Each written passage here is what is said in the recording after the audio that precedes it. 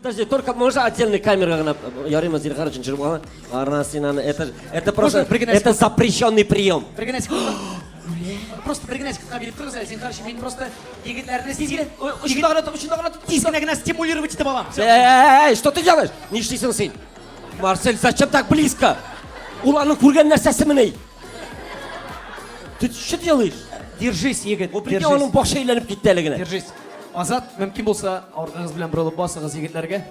Әзір болсын. Давай Азат репетициясын жасап аламыз мұның үшінің. Мен 1-2-3 деп айтуға сен ұшырасың, как будто бы. Но ұшырмайсың. Мен шушы подвязканың ұчуын давам еттірем, сіз жігітлер оны тұтырға ұмтылашақсыз. Внимание? Ләкин тұтмайбыз. 1, 2, 3.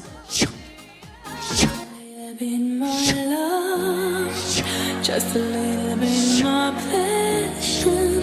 This is how it should begin. Стоп, проснись! Это сон.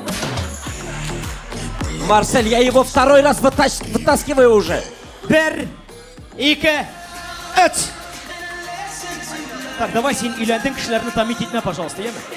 Көрдіңмі сен ол ырғытқанда да башын экран шекілі ырғыта. Давай Азат шақ қаттыр әлі бір әрсін. 1, 2, 3. Опа! Не может быть! Егітлер, кетмәгіз.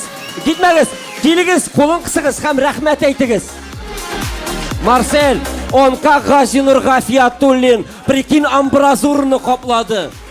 Вот это герой. Букет иесі һәм подвязка иесі үшін бакаларны көтәрик әлі. Оларға да инді кешіресіз қазіргі вақытта.